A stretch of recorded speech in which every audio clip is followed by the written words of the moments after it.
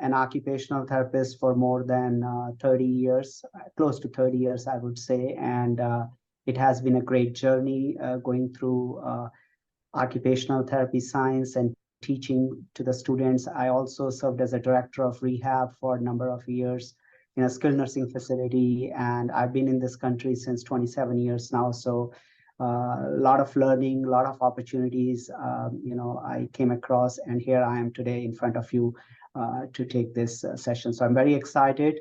We will save questions for the end. And of course, if you have anything in between, please feel free to stop me and we can talk about it. Otherwise, we can take it at the end.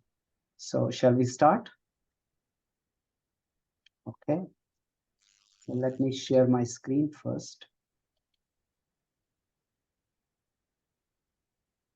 Okay, I was wondering if everybody can see this. Yes?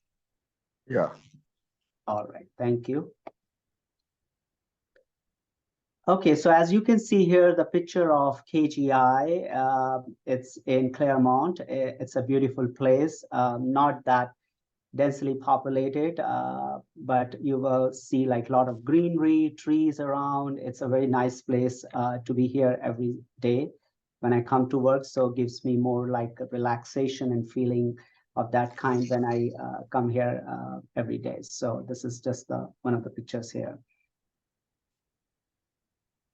So before we start into the exact program overview, like what exactly it entails, these are some of the statements which I would like to bring it to your attention. And as you can see here, some of the keywords which talks about scholarship, innovation of practice, clinical excellence, and distinguished career.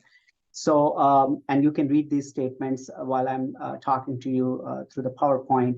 We really get our students involved in scholarship. Like, there are different opportunities you will be getting throughout the program, while it is research or whether it is, capstone. That is about the scholarship, whether you are discovering something or you are integrating it with other sciences, or you are teaching and learning. So you will get an opportunity to become a scholar once you are done with the program. And innovation of practice is a mantra which we follow here at KGI. We believe that we can make the thing more stronger and learn more better if something we think outside the box, because everything is there in the textbook, or you can read the PowerPoints, but what is necessary is how you innovate something through your self-reflection, or through getting some kind of new thinking when you learn about occupational therapy. And interestingly, occupational therapy is a science which requires a lot of innovation, and here at KGI we really reinforce that. Clinical excellence, throughout the program we encourage you to be clinically excellent rather than being completely perfect. Perfection is something which we strive for, but always there are some imperfections which we have to go through. So clinical excellence, we try our best, we get the best out of everything what we try to get engaged in. That's what we encourage our students to go through. And then I'll talk about the distinguished career here in a few minutes from now, because I want you to know what exactly makes KGI different from other institutions or universities. So we'll talk about that in a few minutes from now. Let's move on to the next slide.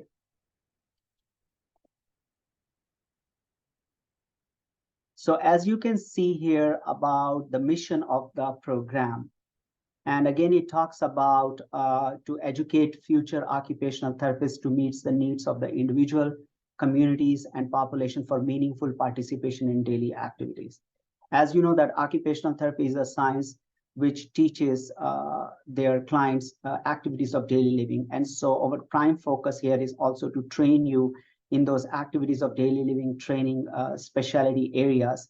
And you will see that as you will learn that throughout the program in different terms, you will be transformed and you will be changed into a new kind of a person.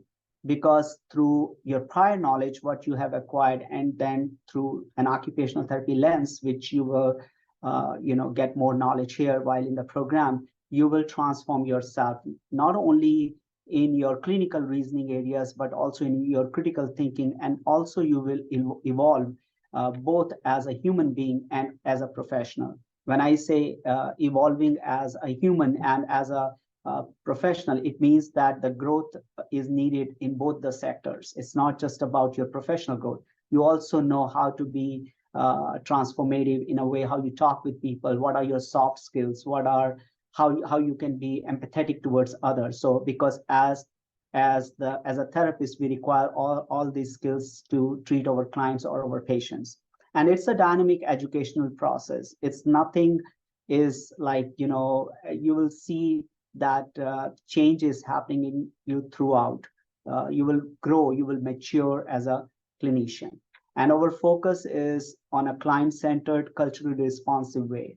We here at KGI really reinforce diversity, equity, inclusion, justice, and by providing them that culturally responsive environment, and which is also interwoven in different courses, you will understand how to be more culturally competent and how to be more culturally humble as you deal with different diverse group of people.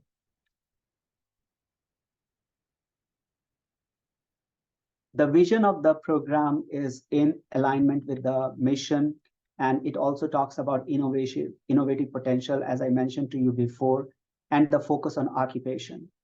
I can't think about occupational therapy without occupation. Occupation is a central piece there because it's a core subject which prepares the students for the future of practice. As you can read it down in the slide, as it is healing, it's a change agent and makes your identity being meaningful and purposeful.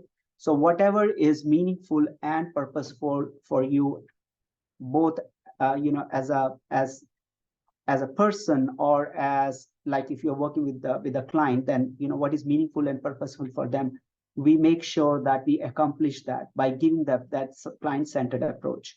And occupation is a central piece here. So throughout different courses, and I'm not sure if you got the chance to read the curriculum over the website, you will see that occupation lens has been very much focused throughout different courses.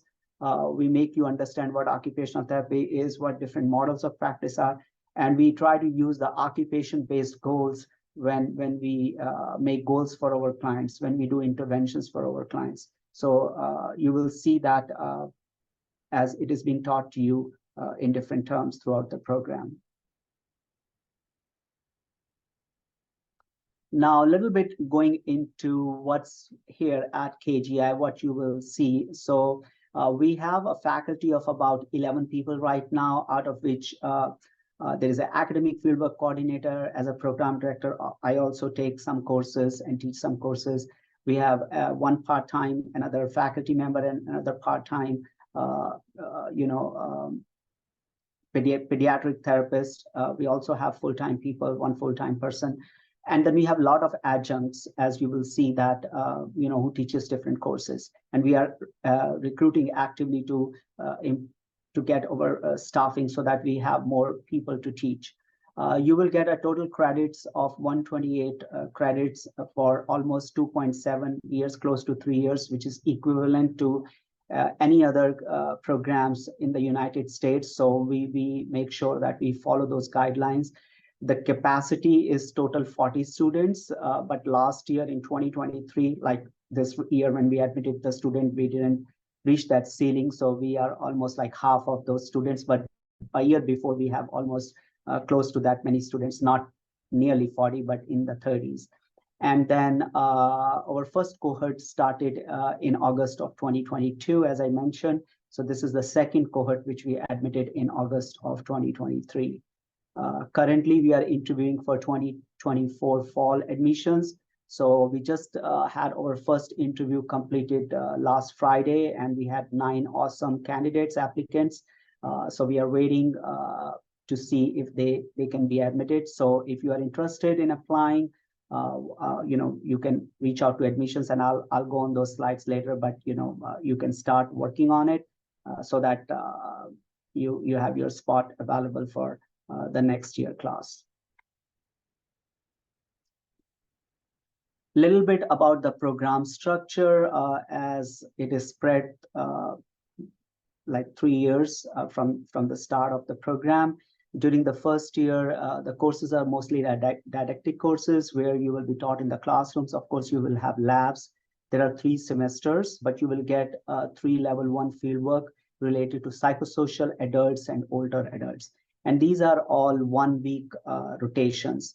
I don't know if there is any program in California or maybe outside California which offer like 6 level 1 fieldwork, although sometimes it could be very rigorous, but we want our students to have that kind of rigor in the program. So we have about level 1 fieldwork, about 6 of them. So 3 of them are offered in the first year, and then you will do the remaining 3 in the second year based on, again, the courses you are being taught. So in the second year, you will have pediatric courses.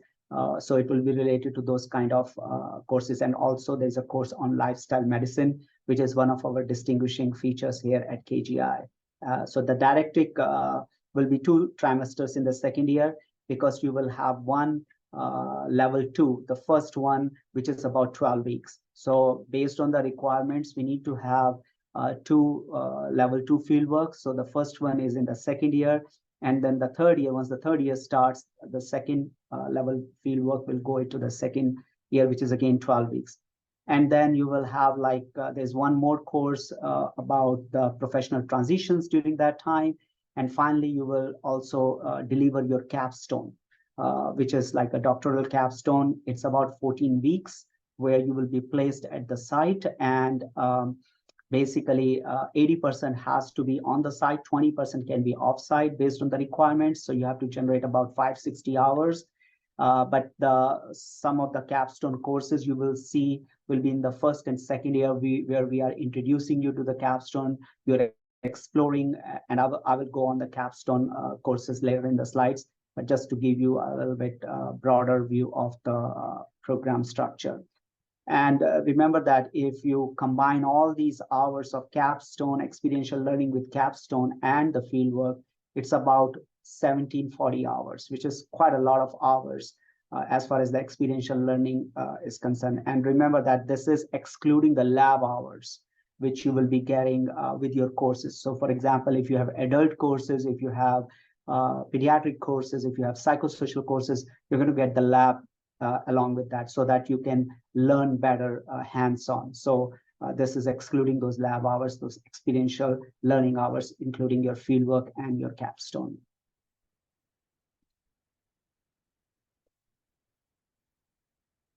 So we have quite a lot of program learning outcomes, and I will not go into the detail of everything, and as you can read it from the slide here. But the main focus, as you can see, what is bold here, I have put it in bold form, is the client-centered care, giving client the preference in their intervention. So making you that understand, like doing such kind of evaluations, such kind of interventions where client is given that focus. As you know, it is occupation-based, what is meaningful and purposeful for a particular client. And also it is research driven. All the courses we have, like actually 3 research courses. So this is in addition to the capstone course, where you will be working on a research project along with your peers.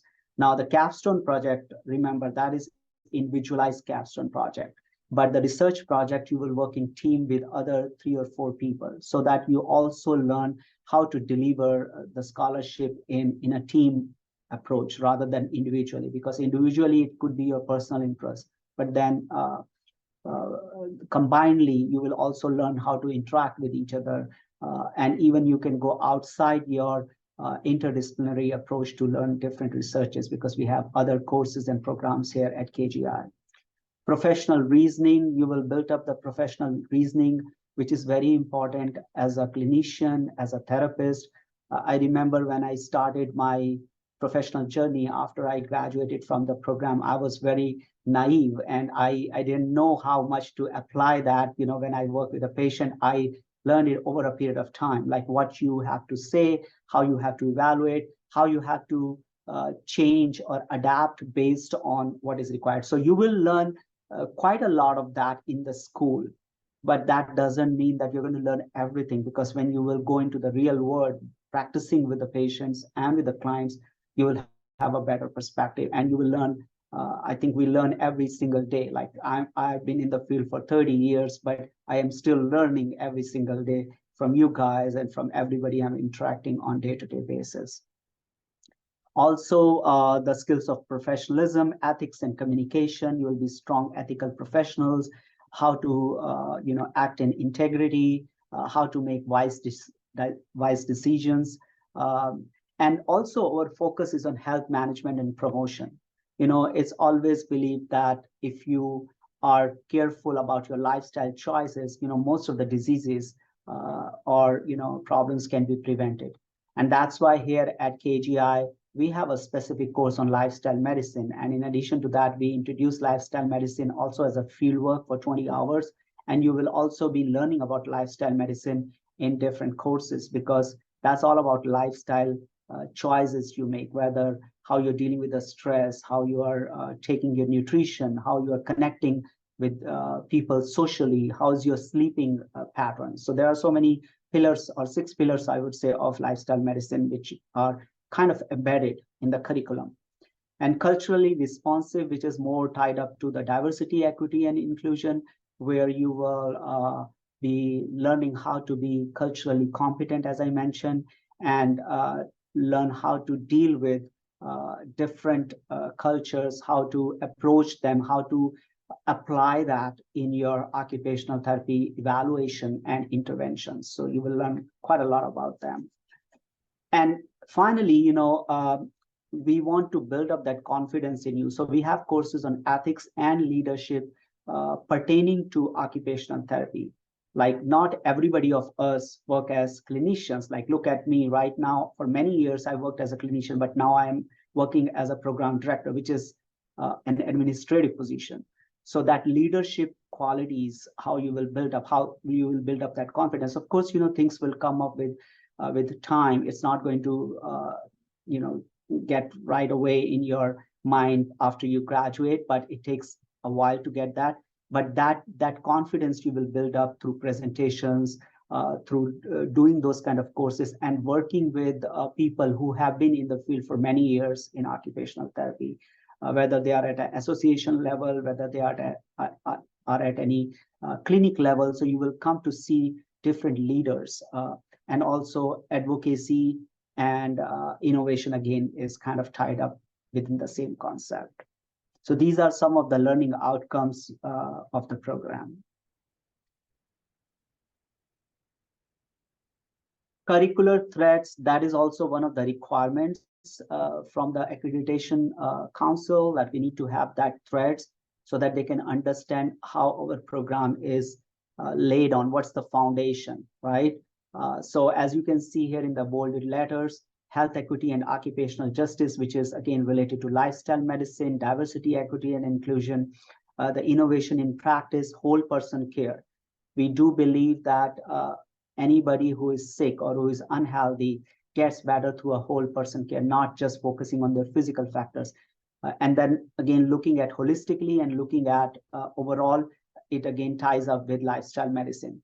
Occupation, prime focus, research evidence and scholarship through research projects, through Capstone, scientific and theoretical grounding of practice. Evidence-based practice is something which we strongly reinforce, and you will learn about that in your courses. Occupational therapy is always like a changing profession. There is always like something is emerging, the research is going on. So we keep our students updated about that. You will be the members of American Occupational Therapy Association and the Occupational Therapy Association of California, which will be provided within your study package.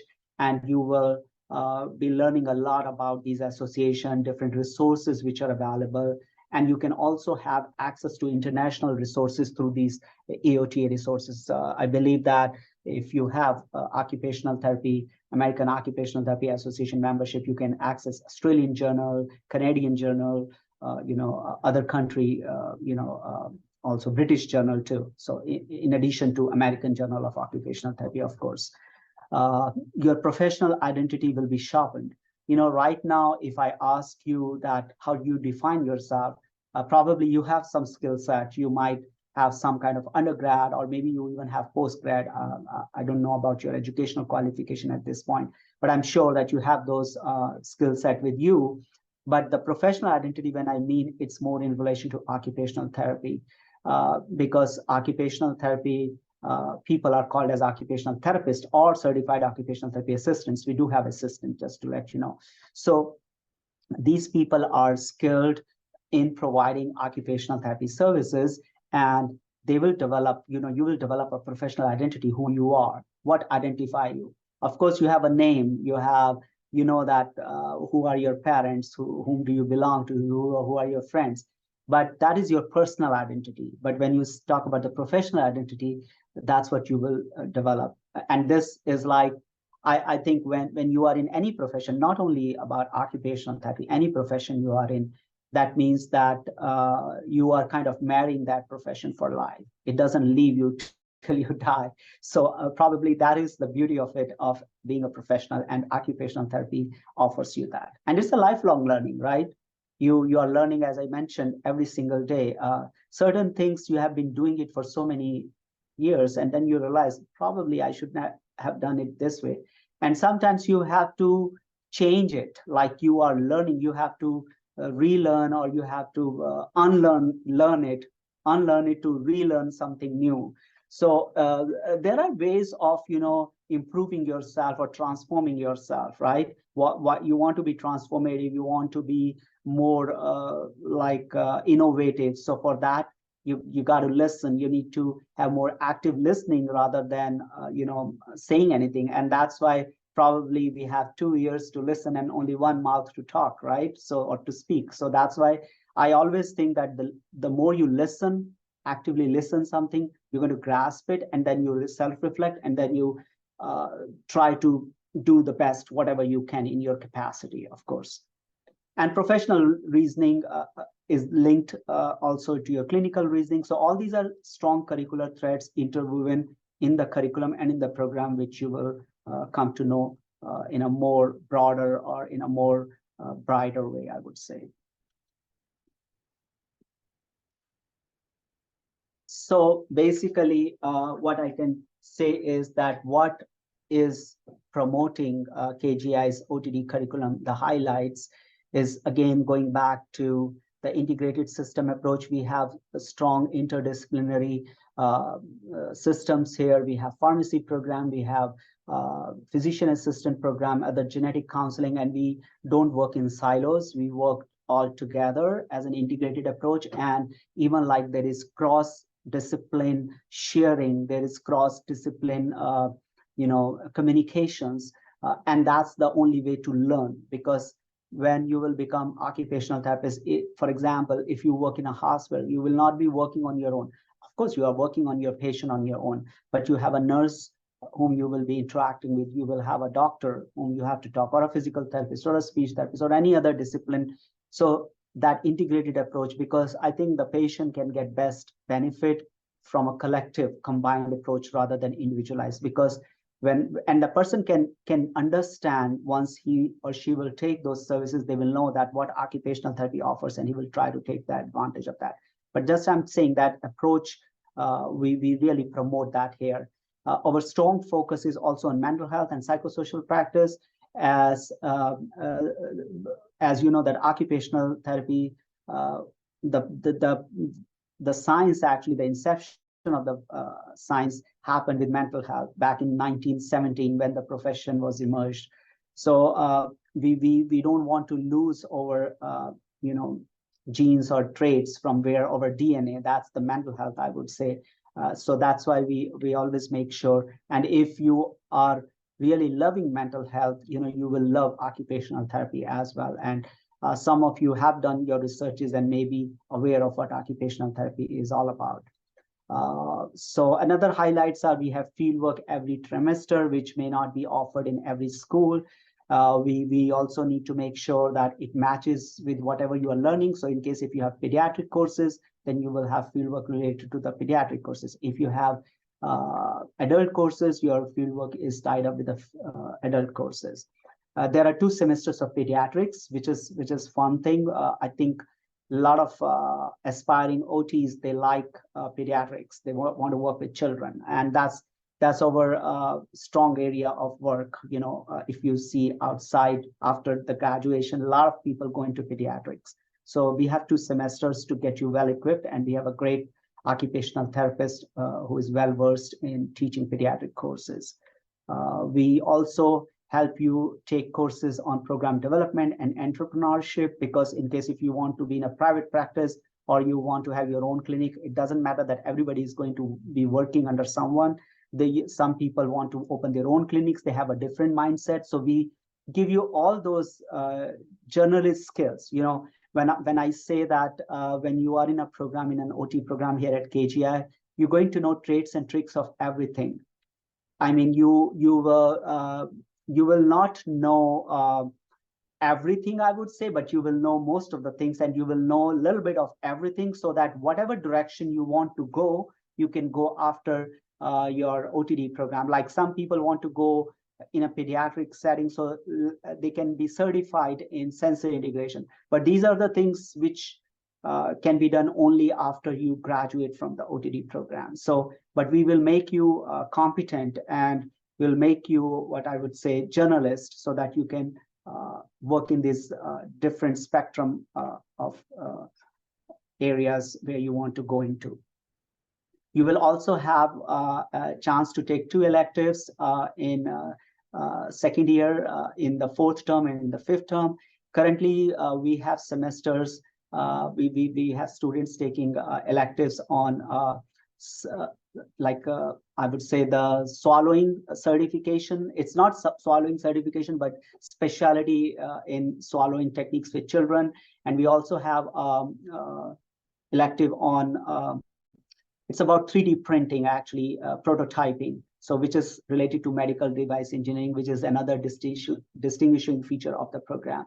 Next semester, which is coming up for our first cohort, we are thinking of neuro rehab or OT in higher education. So there are plenty of opportunities to take those electives, which are in addition to what you will be doing in the courses. So you can actually take 2 electives, but the requirement is only for 1. Also, you will have group research project, as I mentioned, working with your peers, and it will be mentored by the faculty, and strong capstone guidance and mentorship. So if you remember in the beginning, I told you about those distinguishing features. Just keep in your mind at that point, and I'm going to go on that slide. So this is the slide where you can see what makes us distinct, why you should pick up KGI over other institutions. I know that we have a lot of competitors around, and you have like right to go anywhere ever you want to go. But I can tell you about KGI. We have some distinguishing features or distinct features, which makes us more, I would say, makes us different than other universities. So for example, we have engineering and design collaboration. I mentioned it to you about the prototyping course, which the students are taking as electives. So your association with the medical device engineering, because we have that master's program here. So students will be working with the engineers to get that concepts of 3D printing. Also, during the capstones, they could be engaged, like for example, our current students, they are doing a capstone project about developing the video games for people with dementia. So the engineering can tell you the inside of, what are those wires and all those things. Even I am, as an occupational therapist, don't know about those cables, I would say, know about it, but I can tell you about the medical part, because that's the bio part, I know about it. So working together with them, again, with that interdisciplinary collaboration, makes you a stronger therapist. So we provide that opportunity to you here for the engineering and design collaboration. Lifestyle medicine, I mentioned it to you. We take mental health very seriously, and we have courses on lifestyle medicine. You will develop as a lifestyle medicine, specialty person. Of course, you have to do certifications down the road, or as a student also, you can do a lot of other courses. But I think this is an emerging practice area in occupational therapies, in occupational therapy science. And I'm I mean, from now onwards, like 10 years from now or 5 years from now, it's going to be really emerging very well. So that's what we are heading towards, because health promotion, lifestyle medicine is all emerging lately quite a lot, especially after COVID, when people have realized how important that is. Innovative clinical skills, you will get plenty of opportunities to be innovative, whether these are capstone project, research project, participation in the classes through role plays, through creating certain case histories. So you will get those kind of exposures. And community-based practice, we have about close to 80 to 90 fieldwork and capstone sites right now, since we are a new program, so we are expanding. So hopefully, we will keep expanding on that. And we have a lot of good relationship with community partners, whether they are industrial partners or whether they are, medical focused partners. So you will get that opportunities to network with them. We do invite them here at KGI. We have specific KGI events where you get to see them, and a lot of partnerships we have, which you will learn when you will enter the program. DEI, and I will add justice to that: diversity, equity, inclusion, and justice. As a professional, as an occupational therapist, I know the importance of this particular 4 terms, because in my whole lifespan, I don't know how many people I have worked with as an occupational therapist, but every time I work with them and I try to know them, it was a different feeling, because the culture they belong to, the type of occupations they want, the type of things they want to do. Like for someone going outside and walking outside in the hallway is nice, or maybe in the garden, if they have like a courtyard, they want to go there. So that serves 2 purposes. That will give them functional mobility, they can walk, we can work on their balance, that will give them strength. But for some, playing the board games is important. They want to do more cognitive stuffs or puzzles. So it so much varies from culture to culture, from person to person. So at KGI, we make sure that we address, and it is not only just at the patient level, even like with your coworkers. We have, if you see our faculty here, we are from diverse background. I'm originally from India. We have people from all over, different parts of the world, and they really connect so well. They learn from each other. So we take all the good points from someone, and we encourage that across KGI. OT in higher education, this is one of the electives which we are thinking of providing it in spring of 2024, where you will learn how occupational therapists can help in the higher education. We actually have an occupational therapist who is in the student affairs department. She is working in higher education. So she is not a typical occupational therapist who is working either as a faculty like with us, or like in a clinic, or in a hospital, or a nursing home, or a school setting, but she's working in a university and providing and looking for the mental health of the students, because students have to go through a lot of challenges in their life, and they also become sometimes stressed because of their assignments, because of their work-life balance.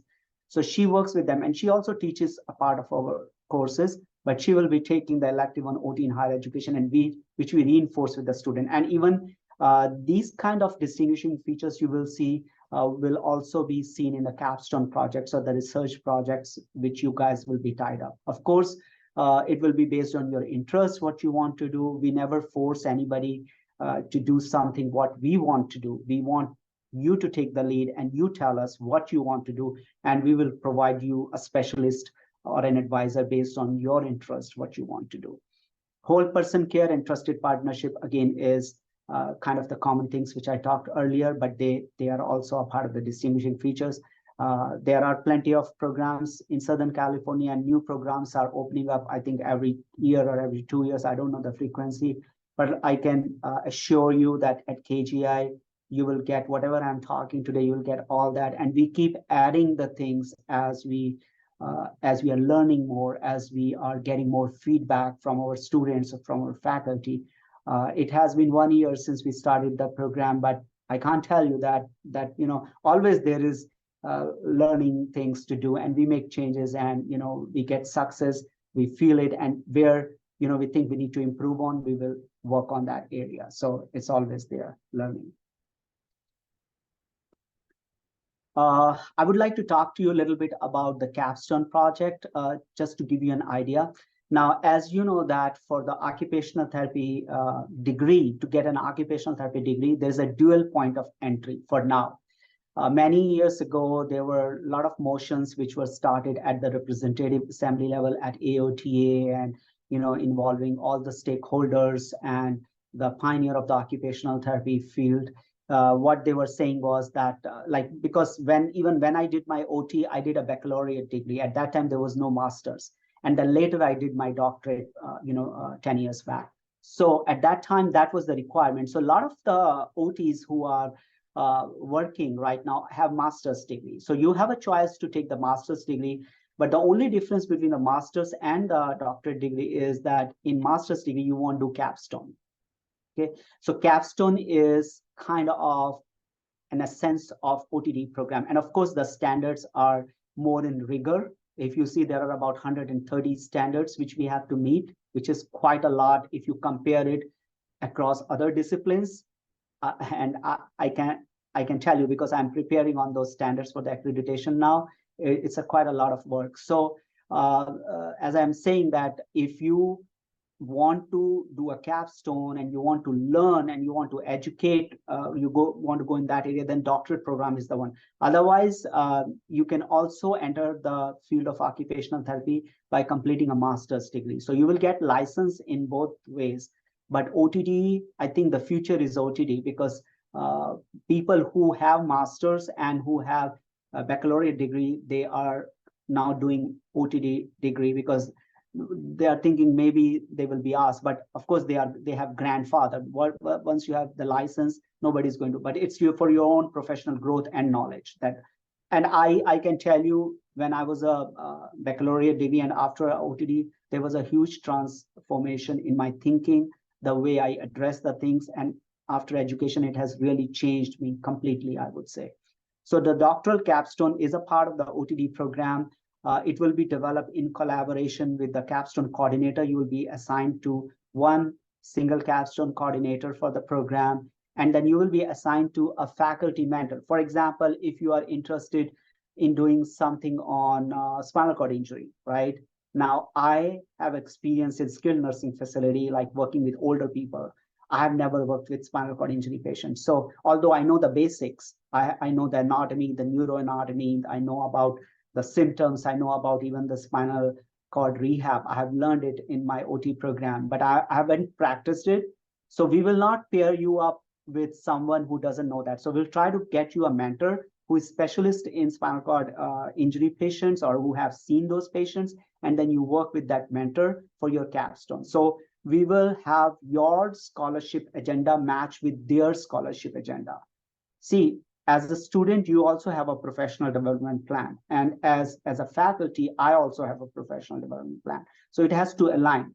Where there is misalignment, you may not learn, or I may not feel that interested because, it's not of my interest area. So we try to match that together, and then we will find a site where you can perform. And that site which you will be performing that capstone should have a needs assessment. You cannot just perform anything or whatever you want to do. If they need you, if they want to have a fall prevention program, that is what you're going to work on. So we have some capstone sites in mind, and which our students are working on, and we are also developing more. So that is the main essence of doing a capstone project, like pairing up with you, the faculty mentor who is in relation to your scholarship agenda, and a site mentor, and also, of course, the capstone coordinator, which is like the overall coordinator of everything. And it has two components, capstone project and the doctoral capstone experience, which you can only do it after you are done with your 2-level fieldwork. But we do some introductory courses in the beginning to get you some experience of capstone, as I mentioned it to you about introduction to the capstone or exploration, so that you will know, or capstone development. But the actual project doesn't culminate until later, when you are in your 3rd year, where you will be placed for 14 weeks. And that is almost towards the end of the program when you will be graduating after that. So that's a very fun part. I really love the capstone part, which is unique for OTD, not for master's program, which makes it distinct. But students really love it because it's an individualized project. In the research project, you are pairing up with other people, so there is more sharing, but here it is your own baby, I would say. It's like for you are delivering that with your own hard work and with your own intense labor and putting your blood and sweat in that. Believe it, when you have this capstone project culminated, you feel so accomplished and so happy. And I had that same feeling when my capstone was completed. And based again on the requirements from the accreditation and also what capstone entail, it could be on different focus areas, starting from clinical practice skills, research, program and policy development, leadership, advocacy, as you can see it in the slide, administration, education, and theory development. So there are like 8 or 9 focus areas which you can work on. And this is different for everyone. Like, for example, somebody wants to do something for the leadership, like they want to do something for the American Occupational Therapy Association, want to develop some kind of a program, then your capstone will be related to that particular focus area. But while somebody wants to do a research, so it will be related to their research area, or they want to work on some interventions, like whether they are effective or not. So those kind of things. This is again a snapshot of the capstone and fieldwork overview, just to give you a little overview of what is happening. So with your cohort, which will not start until August of 2024, you will, like, there are 8 semesters in the program currently. So starting with, and as I told you that there is fieldwork every semester, so you will have more hands-on experience, like 1740 hours.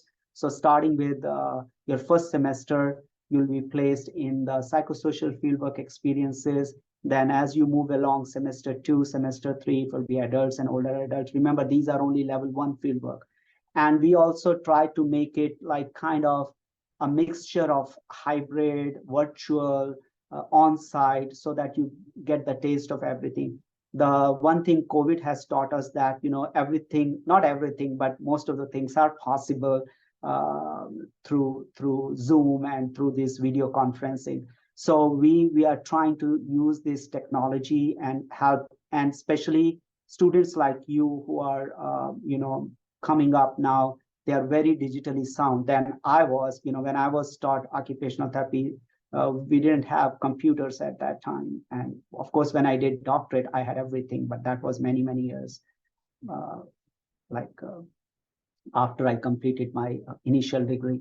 So you guys are digitally very sound and very you know, bright. So I think that's why we need to, and we do get reimbursed now for telehealth, those kind of things. Like, remember, nowadays when you take a doctor's appointment, you don't go to the doctor every single time unless and until you have a very like problem or something is going on. Then you just can do a teleconference and they can bill your insurance for that, like any kind of advice. The same thing applies for occupational therapy also. So we do virtual trainings, we do on-site, but we also make sure that you get on-site exposures. Level 2 cannot be virtual, so we teach you that on-site. You will go on-site for 12 weeks each, and of course for your capstone you will again go on-site. All right, so this is more for the admissions department, but I can just give you in general as the requirements. We are a holistic admissions process. Like, we don't usually look at one thing, we will look at everything when we admit you in the program, like your GPA, your interview score. Like, we have interviews, so where we will test your clinical reasoning, will provide you with some kind of questions, and then you will see how you answer, your confidence level, your seriousness in becoming an occupational therapist. Because we, first of all, you know, when you enter into any kind of a program, you need to have a passion and why you are doing it. There are hundreds and thousands of professions flowing throughout the world, but why you want to choose occupational therapy, and then why you want to choose KGI over other institution, that's the main thing to think about. So in our holistic admission process, we look for everything. We look for diversity, we look for your GPAs, we look for your interview scores, we look for your prereqs, everything. So it's not just one thing which we are looking at. Even if your GPA is like, usually we want 3.0 GPA. So if it is 2.98 or 2.93, doesn't mean that you will not be qualified to get admission. You will still be, because you might be a stronger, person in some other area. Okay, so just think in that way. Not everybody of us can be good in everything. So we might be good in one thing, and maybe we are more better in writing samples rather than in orally communicating. I've seen, some of the applicants, they are like so good in writing, but when they are talking, probably, they are average. They may not be as good as other people, but the others vice versa. So it doesn't mean that I am neglecting any one of those. I'm seeing overall what is fair and what can be done. Again, going back to the admissions requirement, I'm not going to specify that much more. I already talked about diversity, equity, and inclusion. We make sure that we get people from all walks and everything, like even like international students. We are thinking of, some of our programs have international students from Nigeria and from other Asian countries. But in OT program, since it's a new program, we haven't started that yet. But I, as a program director, I have a vision. I want to get people from international countries and all that, so that, because the more we will have a global approach, the profession will spread. And I myself, I did my OT from India, many years back, but although my doctorate is from here, from Chatham University, Pennsylvania, but I could see the difference, how culturally it could be different. What was important over there, maybe it is not that important, and, the other way around. So there are things to learn. The admission requirements, again, these are available on the website, but you need to complete all these admission requirements. So if you are, I don't know when, some of you might have done your undergrads, or you are in the process of completing it in 2024, make sure you have all these credits done, and you can check with admissions, how the process is. And all that information is there on the website. So even if you haven't completed, but for example, we are not admitting until August, right? So if you have planned to get it completed before that, you still qualify if it is in the progress. So your transcript would be needed for your baccalaureate degree. We are looking for 3.0 GPA, but again, we can consider it depending upon if you have a strong application, your strong writing is there, or essay, and your interview is strong. So there are things to look at. We would also like to see 3 letters of recommendation. The only reason we want to see the 3 letters of recommendation, because although, you may not have done that much work until now, but, you might have done as a volunteer, or you might have done, as an aide or somewhere, we want to see how you interact with people, because in occupational therapy, it is all about, interacting with people. I think, if you want to choose a profession where you don't want to be among many people, this is not the right profession. So you got to develop those skills, because you will be working with them. You will be touching their hearts. You will be talking to them on day-to-day basis, and you will be problem solving with them. So getting those recommendations, how people know you, how people think about you, although we may not know you, right away, or you may not know us, it's also the other way around. You need to know us as well. So I think with that letter of recommendation, you get some kind of an idea. Yes, this is the right fit, because we want a right fit for you. And it's not that it's like both of us choosing each other. It's not you are choosing us or we are choosing you. We should both be a great fit for each other, because after 3 months, you say, oh, you know what, I think this is not a right place for me. Or maybe after 3 months, then I might say that, oh, maybe this is not a right place for this student. Of course, things can happen.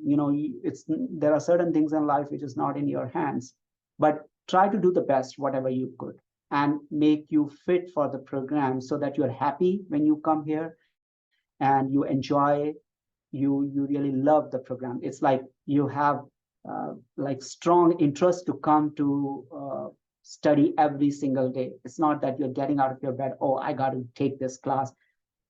In undergrad, it's very different. It's very different. You can take some breaks. You can, enjoy to some extent. But grad school is very rigorous, very, very rigorous. I don't know many of, like if anybody of you has done that before in any other sciences or other majors, but it is hard. I can tell you about that because you need to have proper time management, work schedule, and if you're working, you have to cut down your work. There's so many sacrifices you have to make.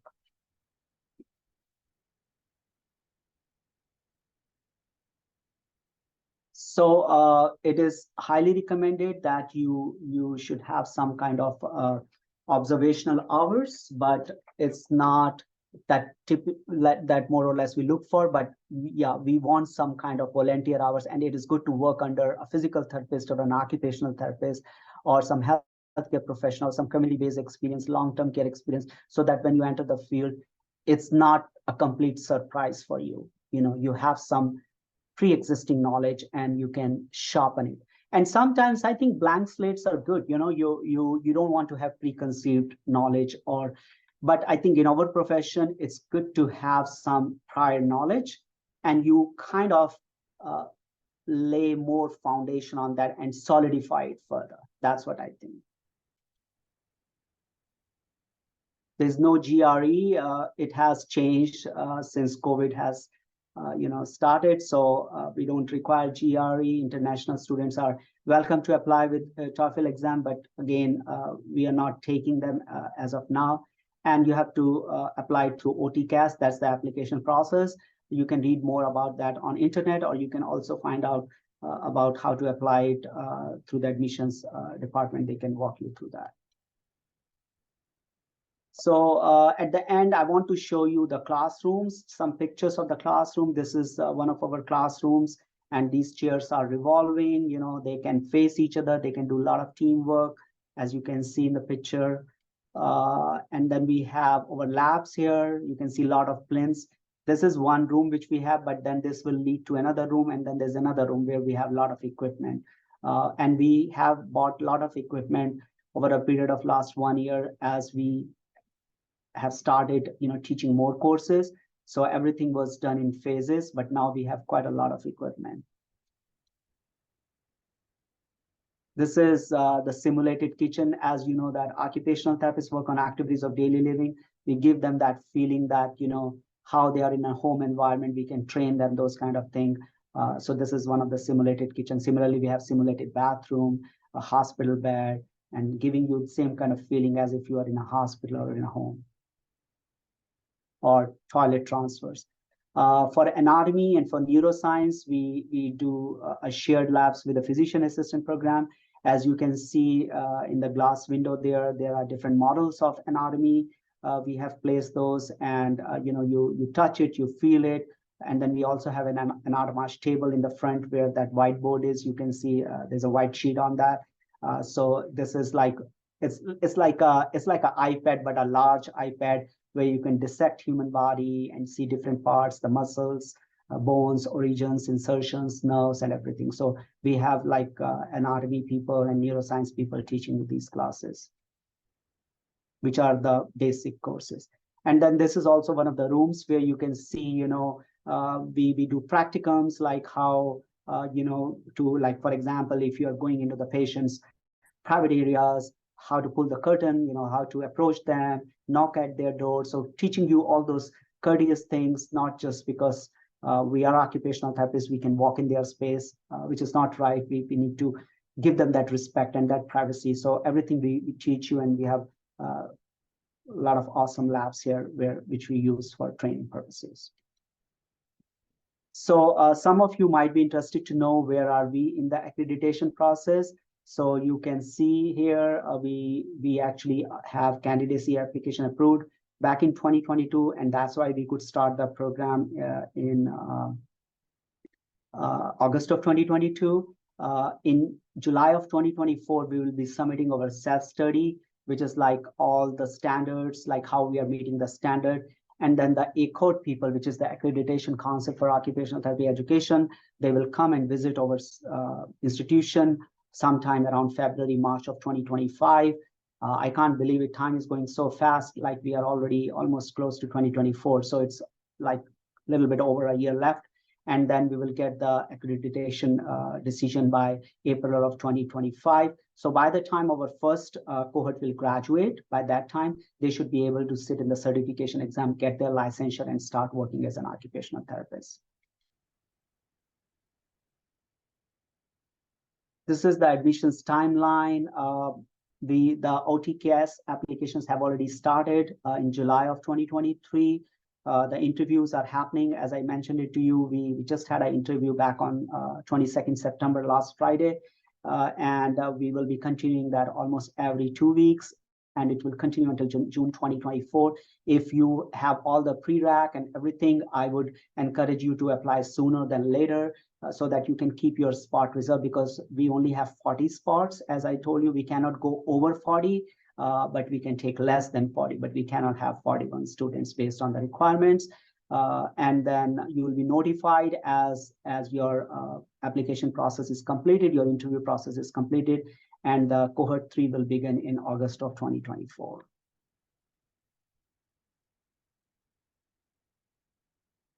So if you want to know more about the accreditation information, the Accreditation Council for Occupational Therapy Education, this is also provided on the website.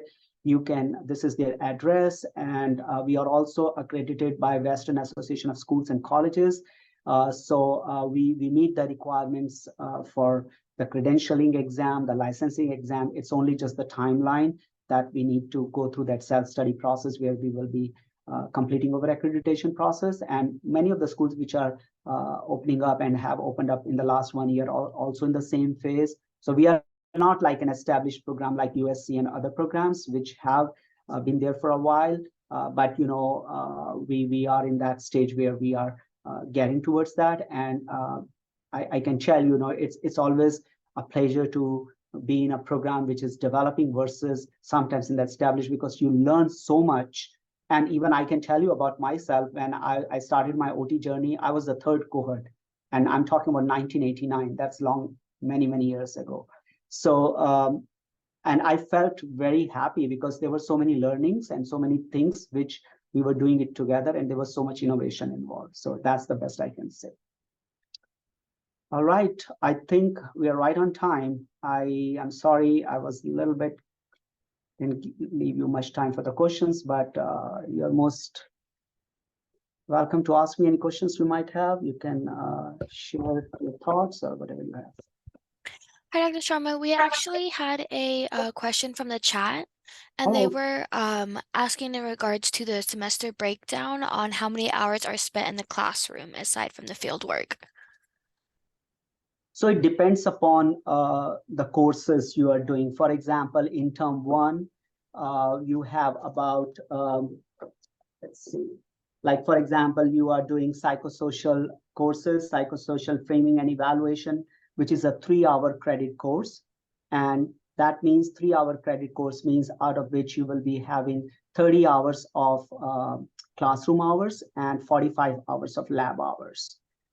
So similarly, there is a course on intervention the same way, 3.0 credit, 30 hours of classroom hours, 45 hours of lab hours. So this is how it is structured. So most of the courses have like either 3 credit hours. I don't think so many courses have 4. The 4 credit hours, we do have a couple of courses, or they might have like 2 credit hours depending upon, but it comes to, if it is a 1 credit hour, it's approximately about that 30 hours you will have that theory class. And the other one is your lab hours is about 45 hours for that 2 lab hours, credit hours. Great. Thank you, Dr. Sharma. Did anyone else have any other questions that we haven't answered or talked about yet? So I think I can answer it from here. The program is still in the process of accreditation. That's from Kimberly. I think she just left. And international student from Ghana, I think, again, I would say you have to check with the admissions how that process goes. I would love to have somebody from Ghana, but it's all upon their decision how we can take them. KGI outside of United States, the same thing.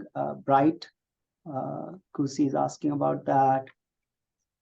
What are the job prospects after this program? Very good. I can tell you, after being an occupational therapist for 30 years, there's not even a single, knock on wood, I've never been hungry. So there are good jobs wherever you want to go, wherever you want to. Where are you from, Bright? Yes, please. I'm from Ghana.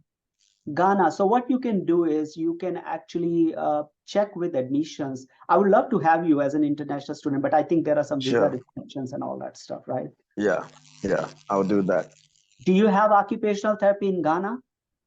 We don't really have occupational therapists in Ghana. We normally have counseling psychologists, and they handle all manner of challenges. So that is what really pertains to Ghana over here. But specifically, we don't have occupational therapists. I understand we have just, I think, one of them in one of the institutions.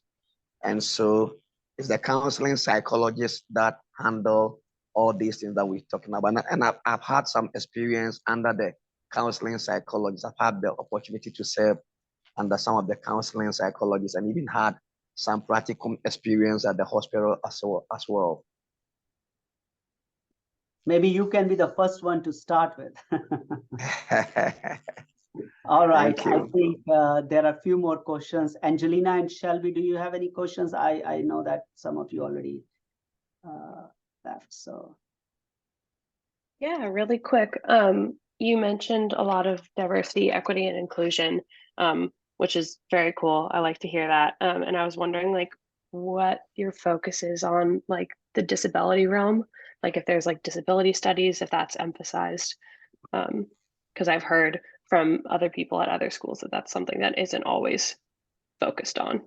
Yeah, so that's a great question you are asking, Angelina. Actually, disability is something which is again, it talks about the ADA rights, and also about I would say everybody should have equal access to, whether it is job, whether any kind of accommodation. So at a student level, we provide them with all kind of accommodation. Our student accessibility, our student affairs and student accessibility center, which is like a common Claremont group of colleges, they will get all kind of accommodations. You just have to go through a process, and then you will get accommodation, whether it is physical accommodation, mental accommodation, and then the instructors will be made aware of that, whether you need extra time in the exam, or I'm just giving some examples. And even in the program itself, we have courses where we teach you about these educational content, like about different acts, about different legislations. We have you take some kind of quizzes on that. So yes, we want to make sure you are well aware of disability prevention, rehabilitation, which is an important part of occupational therapy journey. I hope I answered. Thank you so much. Yes, absolutely. Thank you so much. Are you calling locally from here, or are you also international? No, I'm somewhat local, Pasadena. Oh, okay. So you are not too bad. Okay. Yeah. All right. Well, thank you, Bright and Angelina, for staying a little bit over. I apologize. It went a little bit over, but I hope I answered. Okay. All right. That's absolutely. Okay. Thank you so much. Okay. Thank you. Thank you. Have a good day, you guys. You too. Thank you. Bye-bye.